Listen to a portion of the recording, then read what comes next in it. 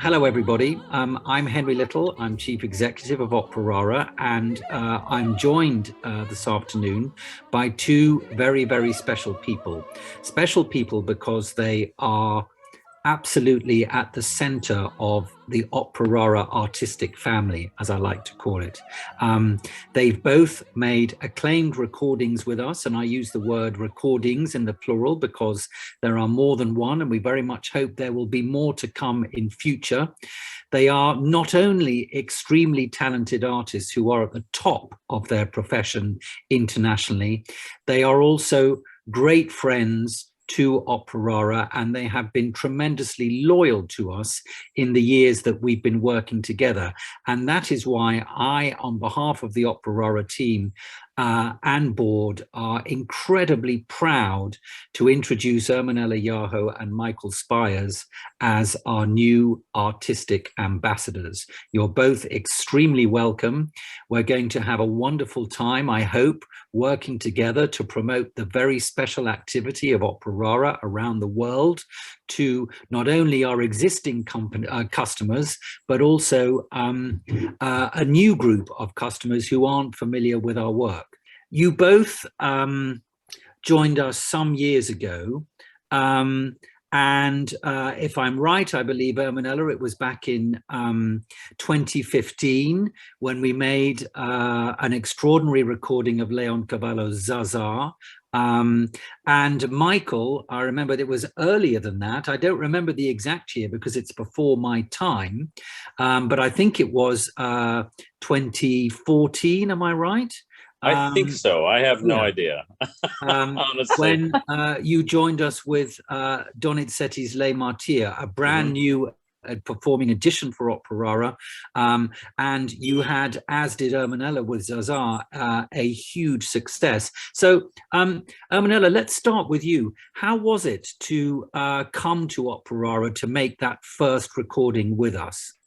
It was a beautiful surprise because, you know, when you go to the opera house, it's always you have this kind of pressure, you know, because it's opera house, you have so many people. There are a lot of many departments that you need to connect, and you need to build the confidence, you know. With Opera Rara, it's like going, you know, being home away from your home. Why I'm saying that? Because for me it was the first time, and I was so honored and to have this big responsibility to record the first opera verismo for Opera Rara. That's right. From verismo, and I was a little nervous because I thought, oh my God, I'm gonna be really good enough, you know, to be good enough, you know, to deserve the Opera Rara's trust. And I felt immediately in family because we worked together as family there, and the environment was something unbelievable. And when you work in that kind of environment, in that kind of settling family setting, it takes from you the best. And I remember that even if it was hard, because recording an opera, especially in a known opera, hours and hours, but I didn't feel tired at all. Even if it was hard, you know, but because it was so much love, so much support. And I think to make music, the music, it's a language of our souls, and to make music in family, surrounded by love, by passion, by support, I think it's the magic that every artist brings to this world, that we need that. And I'm so grateful to Opera Rara for this, you know, to be part of your family.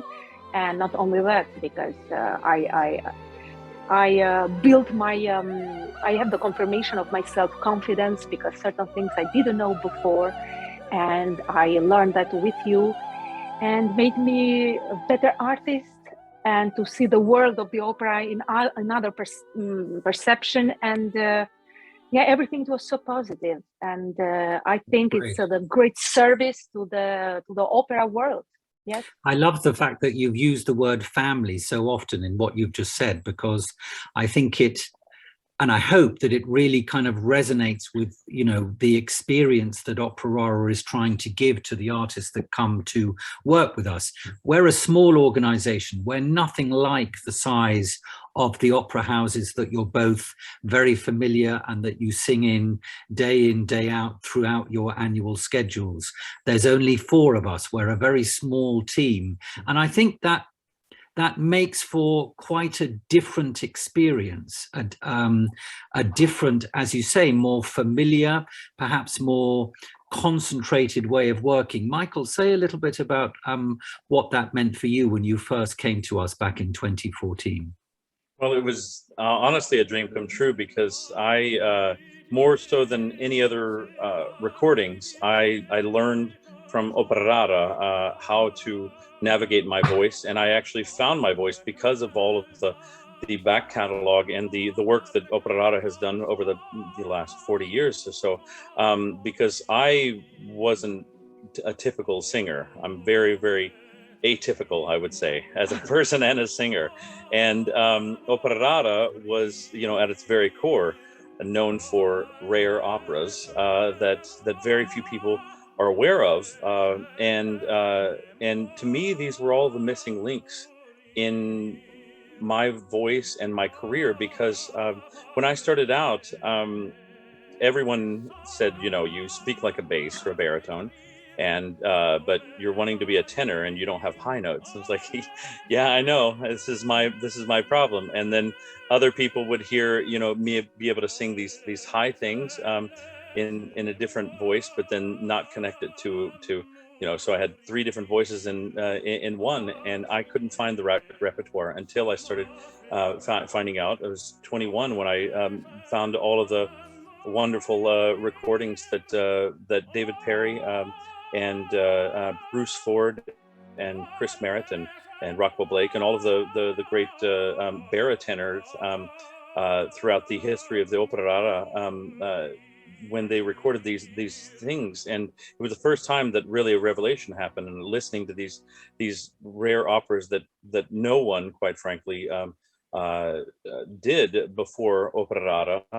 There's so many you know, first time hearing these operas, and that opened up an entire world and an opportunity for me to have a career. Because honestly, I tried the career the same way that other people did, trying just Verdi, Puccini, and Verdi, Puccini, and Verdi, Puccini, like most everyone does when you're starting out. But I didn't fit in any category, and so I started being able to hear all of this incredibly exciting repertoire, and it really it was like following the trail of how modern opera came to be, and vocal lines and characterizations of drama is all within this rare opera. And I just felt like it was a revelation for me. And then to get the call to actually be in the recording that and be a part of history, to do this first recording ever of Les Martyrs, was just, it was astounding. It was very scary at first, because, you know, I'd never done something so extreme, because there's literally no other extreme opera than Les Martyrs for a tenor. Actually, I mean, it goes high written, you know, E naturals, and all of these, you know, crazy long Donizetti lines, but coming into the fold, and with Mark Elder and the entire team with Opera Rara, they were so gracious and helping in the entire thing, that I just felt really, as I said, at home and part of a family. And that continued, and I think we've done now 4 or 5 recordings together over the years, and I couldn't be more honored to be a part of the team, and just excited to carry on the traditions that Opera Rara had set forth in exploring new territory, and basically exciting people about music that they didn't even know everything came from. You know, to me, that's what I love about the ideas of the origins of Opera Rara, because once you start to find out these operas from these obscure ones from Rossini and Donizetti and Mercadante and you will start to realize they changed everything. And with these operas that people can't perform because it's very difficult to find the singers for, that's how Verdi came to be. That's how Wagner came to be. You know, these incredible pieces that Opera Rara is recording. It's so integral into the history of opera, and that's why I just love the work, and I'm so proud to be a part of it. Fantastic. And just let's stick with those original recordings that you both made, Ermonela, Zaza in your case, which I think was your very first professional recording, and Michael Le Martyr, I think you had done some recordings previously, but this was one of the first major studio recordings. What was the impact of those recordings for you personally? How did it affect your career? Okay. Personally, one of the impacts is in my career is to keep fresh the connection between composers and the operas. Why I'm saying that? Because Zaza or Anima Rara, certain titles like, you know, Siberia or Sappho or Lodoletta, all these titles that I discovered thanks to Opera Rara that I didn't know, but always I heard that, okay, you need a certain voice, so they built a stereotype, which it wasn't that kind of voice, that kind of that kind of singers or artists that Puccini wanted or Leoncavallo wanted, and thanks to you, I discovered, you know, the history of those operas. And I remember, especially in Zaza or even in Butterfly, when Ditlev gave to me this letter from the biography of Puccini, was saying that Madame Butterfly without Rosina Storchio is like, when she wanted to give up this role, is like a thing without soul. Which it means that my gut feelings was right, because I felt that you needed something else, you know, to put this kind of vulnerability in this kind of operas, like in Zaza, for example, which Rosina Storchio was the first one who sang this role. And I was a little afraid when I was thinking about this kind of repertoire. But thanks to Opera Rara, I going back to know the history, you discover exactly what the composers they wanted, how to bring this kind of verismo with a lyric voice, with to express this kind of vulnerability. And to be honest with you, it gave to me the self-confidence. I feel better, I feel stronger, I feel more confident when I go on stage. Even now, you listen certain sometimes the verismo, Puccini, or Zaza or Butterfly needs, you know, a Wagnerian voice. Still, I don't believe, because, you know, the people, we forget the story so easily. But now I feel in my career, I started, you know, to follow this kind of path in verismo, because immediately after the recording of Zaza, immediately after the recording of Anima Rara, we are having a lot of projects now for Iris Mascagni or Zaza or Sappho or Lodoletta, trying to bring that on the stage, to be part of the schedule of the program to the opera houses. So yes, so the impact was really positive. It was fantastic, and in somehow discovered another place of my soul, another part of Ermonela as an artist, as a singer. For me, the impact was fantastic, and it's like I could say my second life as an opera singer now, because I'm going towards that kind of repertoire thanks to you, thanks to Opera Rara. I'm really grateful. That's fantastic, and I it's wonderful to hear you hear about the way that recording with us back in 2015 gave you confidence to explore other areas of the same verismo repertoire. Michael, talk to us a little bit about the change for you, you know, since you began recording with us, because now you're a very prolific recording artist and you're very active, not only in complete operas but also with recitals. Did that first experience with Opera Rara really inspire you? Oh, Absolutely, and it really is what kicked off my career.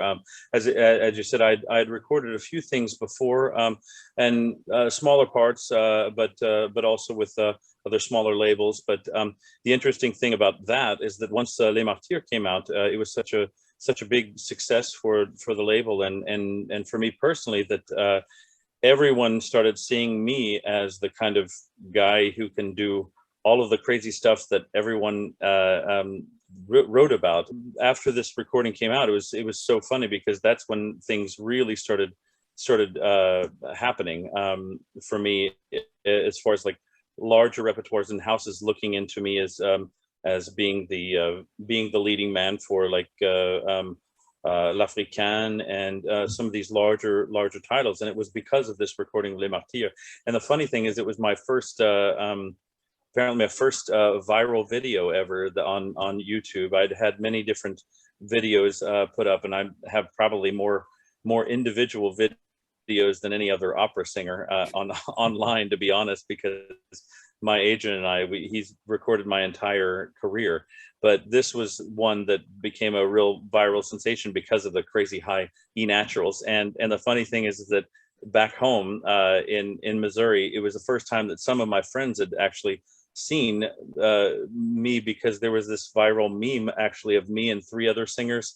They overdubbed my voice, but it was the video from Les Martyrs. But it was a viral meme of me like going, ah, singing the high E natural while they put the sound of a tugboat like whoa on it. So that made the rounds of of Instagram and things. So I was like, oh, that's interesting.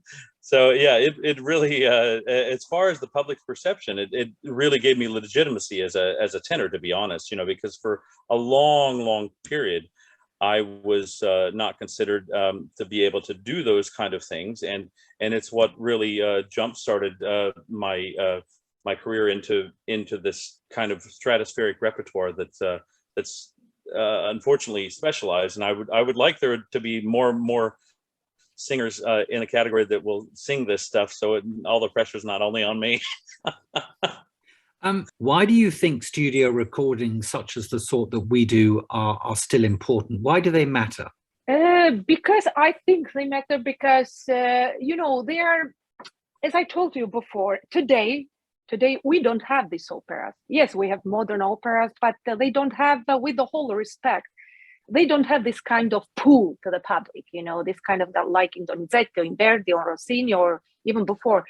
And still they are masterpieces. Still they are not known to the public. And because we know, everyone knows about Carmen, about Traviata, about Butterfly, about Lucia di Lammermoor. So, but it's so interesting to see, the same composer, for in something, in another title. So it gives another perception, another window to their soul, I can say. So yeah.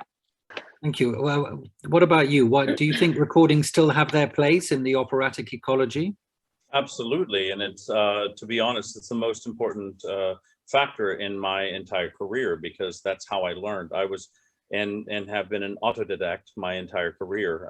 I had teachers for 2 years, but the reason I learned to sing was literally because of the recordings, and these pinnacle recordings that Opera Rara produced throughout the entire oeuvre of Donizetti and Rossini and Mercadante and all of these Salotto songs, and it gives you, if you look back at the history of Opera Rara and how they've recorded this history of music, you can truly put together all of the pieces for yourself, vocally and dramatically, to see how we are, where we are in our operatic world, and where we have actually gone awry in certain places. And that's what I love about it, is because they're a reference, and all of the history and the research that Opera Rara does as far as the backstories and the librettos and the stories behind of why these operas were composed.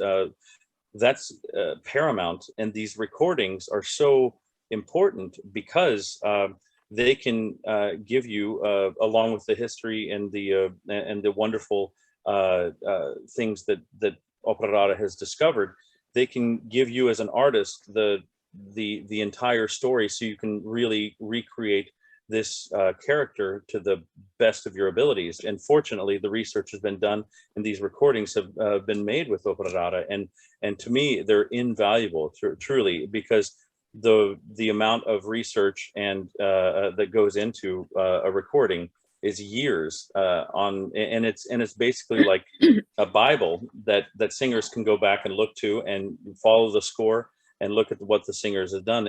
And because we worked with so many different wonderful conductors in opera rara and had so many great titles in the last years, you can learn something from opera rara that you cannot learn from any other label because of the way that it's set up and the goal of opera rara. It's very much linked to the past traditions, and these traditions can help, as she said, as Ermonela said, that we can renew our opera world constantly because of this connection to the past. And honestly, this is one of the only labels in history of recording that has ever done this. And that's why I find the mission so incredible and invaluable to the future of opera and the current situation of opera now. That's fantastic. I guess that leads me on to the next question, which is about legacy. Legacy is a word that's probably overused, and people claim to be leaving lasting legacy and wonderful legacy, etc., all of the time. I hope that it is tangible for opera rara, because our recordings do actually leave a legacy in a way that perhaps productions don't, because productions are more transitory. They come, they have their performances, there's a whole firework display of amazing vocal artistry and audience engagement, but then they go. Recordings stay. But tell me, each of you, how do you see the legacy of opera rara going forward? The legacy of Rara, I think we'll do a great, I and myself and Michael, we feel really grateful and honored to be, as artist ambassadors, and of Opera Rara. And we'll do our best, to bring this work that, and this wonderful experience that we've done together to everywhere we will go, and we'll sing in every part of the world. Yeah, we have to keep it awake, trying to record as much as we can in this kind of work, in the family work, and to highlight always this unknown, all the unknown operas that will keep fresh, with our work. Yeah. And Michael, how do you see opera rara's legacy going forward? The only history is what we have a record of, and to be honest, these records, these albums that opera rara has produced and will keep producing in the future, these are something that will live on forever now that we're in the digital age. And that's why it's so exciting to be a part of actual history. And there might come a time where we're far in the future, thousands of years, someone comes back to listen to opera rara and learns of this great tradition, and maybe some of these recordings will inspire new works and new revelatory experiences for people. And that's why the physical product and the of us all coming together in the recording industry is so important. It really is a tangible legacy. This is literally what we're doing when we're recording. We're recording a time in history and a very special event in history, and it will live on forever.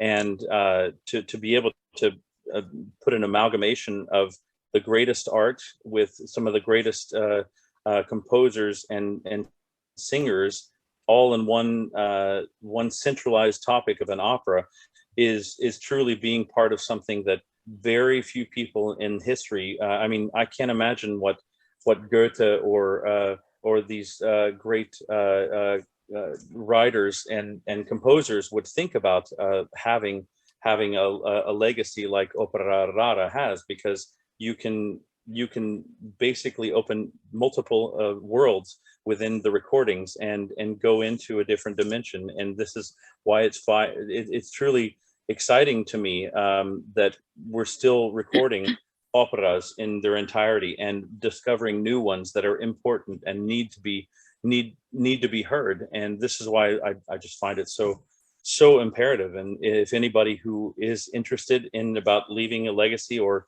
giving to a legacy, I can't find a better one or better mission than with Opera Rara. Fantastic. I love the fact that you use the archaeology word there, because it's a phrase that I love to use when talking about opera, and I like to talk about ourselves as live operatic archaeologists, because it seems to really, for me at least, really capture really well what we do. Yes, we're archaeologists, we're delving into the past, but we're doing something live, and we're doing it because we think it has a relevance to today and also to future society to engage with. So so I love that. Thank you. Okay, so one last final question for you both. You are both going to join us in these new roles. These are brand new positions as artistic ambassadors.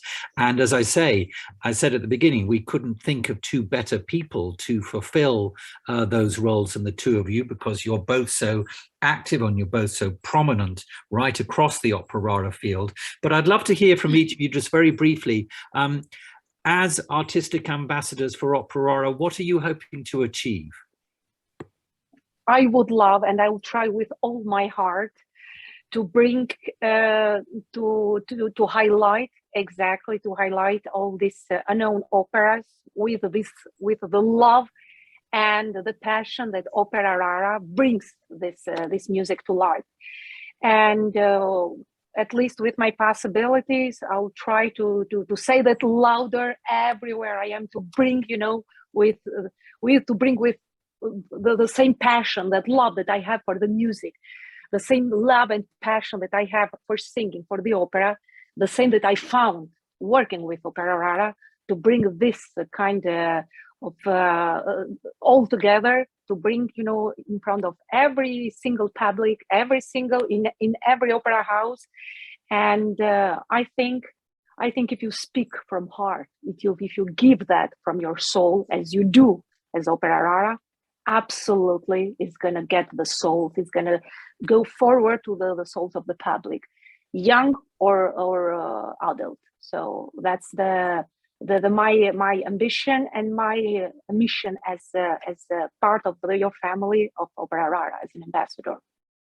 Fantastic. And Michael? For me, as an ambassador, I really want to strive to always be a link to the past, and to do a service to what has come before, because none of us would be here without all of the great composers and the great ideas of the past, and those now and in the future that don't know the history are doomed to repeat the same mistakes. And if we don't champion the greater good and the greater ideas that are within these and housed within these archetypical characters and stories and the operas, there is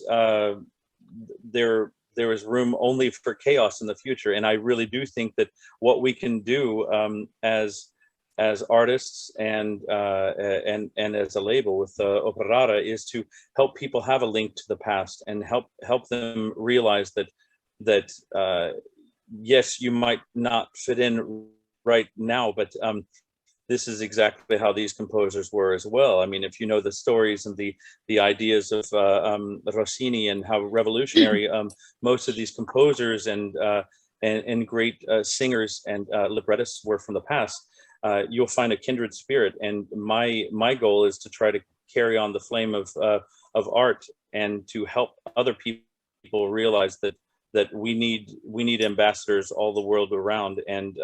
And as Ermonela said, trying to spread the word of what Opera Rara is, and its mission is extremely important to me, because that's how I built the better life for myself, to be honest. I tried so many different things in my life, and then once I got into opera, it was evident to me that the only way to really fit in was to be an outsider and doing these opera raras, these rare operas that quite frankly, your label was the first and one of the only ones that have ever done. And as Ermonela also said, in the future, it's so exciting because I can't tell you how many in the past 7 years, how many companies have approached me to want to mount new productions of Les Martyrs or or have Il Duca d'Alba. And this is the revolutionary thing that I think the label does, is that it presents to the public this composer or opera that people didn't know before, and then they realize this actually needs to be put on stage, and it's part of this evolving world that's nudging the opera world into a different way, rather than just doing what people call the standardized repertoire. And that's why I find it so exciting and not stuffy at all. By linking the past to the present, we can make a better future, and that's one of the biggest goals that I could hope to achieve in as an ambassador with you all. Fantastic! What a lovely and eloquent and inspiring answer for us to strive to follow. Well, Ermonela and Michael, you are tremendously welcome as our new artistic ambassadors. All of the team at Opera Rara are hugely looking forward to working with you. Thank you very much for your time and being with us today. And we look forward to many more inspiring conversations, marvelous recordings, and great artistic collaborations with you in future. Thank you. Thank you.